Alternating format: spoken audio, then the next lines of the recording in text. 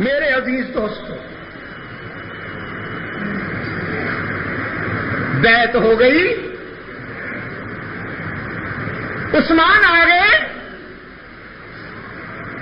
صحابہ میں سے کسی نے اللہ کے رسول سے یہ نہ کہا زندہ تھے پریشان کیوں ہوئے، اس لیے کہ تمام صحابہ کا یہی عقیدہ تھا کہ علام الغیوب کون ہے؟ اللہ ہی۔ تو اللہ کو تو معلوم تھا کہ عثمان زندہ ہے، اللہ نے کیوں اپنے رسول کو نہیں بتا دیا؟ اللہ کو بہت اچھی طرح معلوم ہے کہ میرے محبوب کا دل اپنے صحابہ، پھر صحابہ میں سے بھی عثمان جیسے دوستوں کے غم میں کتنا دکھتا ہے۔ کیا وہ چاہے گا کہ اس کے محبوب کا دل دکھے؟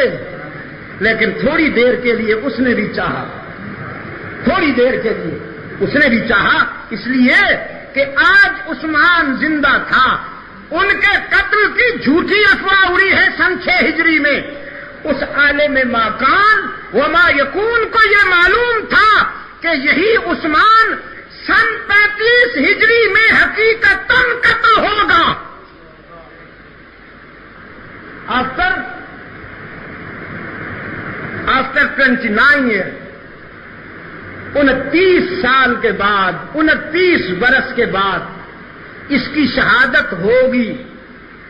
کوئی اور نہیں جانتا، لیکن اسے معلوم ہے، اسے معلوم ہے کہ یہی عثمان آج تو زندہ ہے۔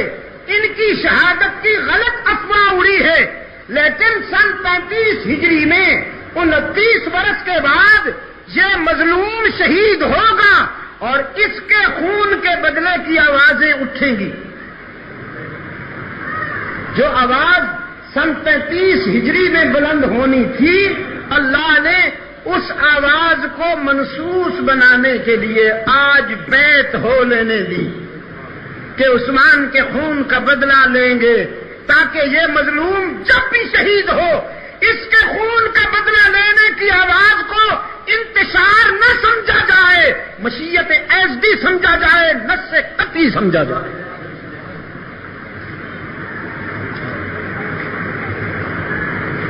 میرے عزیز دوستو، میں نے رات بھی کہا سیدنا عثمان ابن عفان رضی اللہ تعالیٰ عنہ کا 12 سالہ دور خلافت اسلام کا سنہری دور ہے۔ خلافت راشدہ میں سب سے زیادہ زمانہ انہی کے دور کا، صدیق اکبر کے تقریباً 2.25 سال، 27 مہینے بنتے ہیں نا۔ سیدنا فاروق اعظم رضی اللہ تعالیٰ عنہ کی خلافت تقریباً 10 سوا 10 ساڑھے 10 سال پر مشتمل، اور سیدنا عثمان ابن عفان کی خلافت تقریباً 12 سال کے عرصے پر محیط ہے۔ ان 12 سالوں میں 50 بحری جنگیں ہوئیں، 50 بحری جنگیں ہوئیں جو اسلام کی ہسٹری میں، اسلام کی تاریخ میں ابتدا تھی بحری راستوں سے طاغوت پر حملے کی۔ فاروق اعظم کی خلافت تک اسلامی لشکر بحری راستوں کو استعمال نہیں کرتے تھے۔ سیدنا عثمان ابن عفان کی خلافت میں بحری راستے کو استعمال کیا گیا۔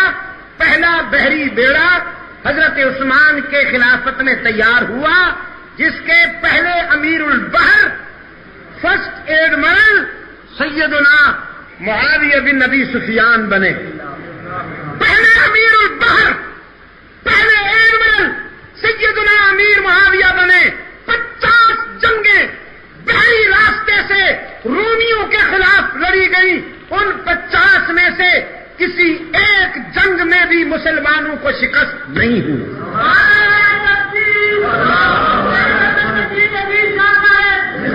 50 جنگیں مسلمانوں نے جیتی۔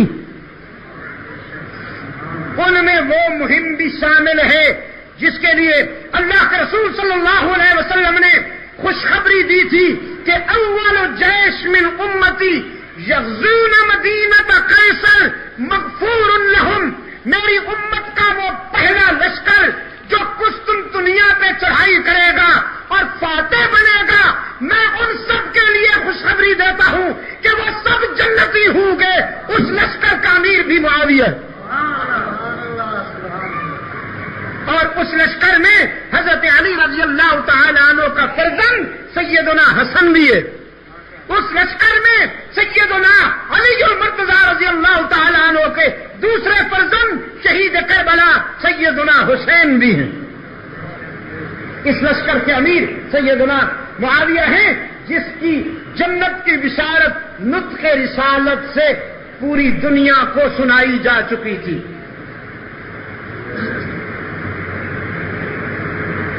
بہت ذمہ داری سے بات کر رہا ہوں، سوچ سمجھ کے بول رہا ہوں، اگرچہ گھڑی کی رفتار آج بہت تیز ہے۔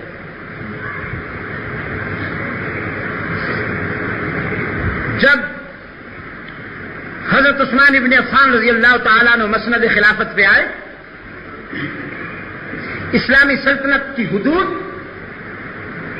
24 لاکھ مربع میل تھی۔ کتنی؟ 24 لاکھ مربع میل تھی جب حضرت عثمان رضی اللہ تعالیٰ عنہ مسند آرائے خلافت ہوئے۔ جب شہید ہوئے تو سلطنت اسلامیہ کی حدود 44 لاکھ مربع میل تک پہنچ چکی تھی۔ کتنا اضافہ ہوا؟ 20 لاکھ مربع میل کا اضافہ ہوا۔ دشمن بھی مانتے ہیں کہ سیدنا عثمان بن عفان کے دور خلافت میں 44 لاکھ مربع میل کی سلطنت اسلامیہ میں اعلان ہوا کرتا تھا، اگر کوئی زکوٰۃ لینے والا ہو تو بیت المال میں آئے۔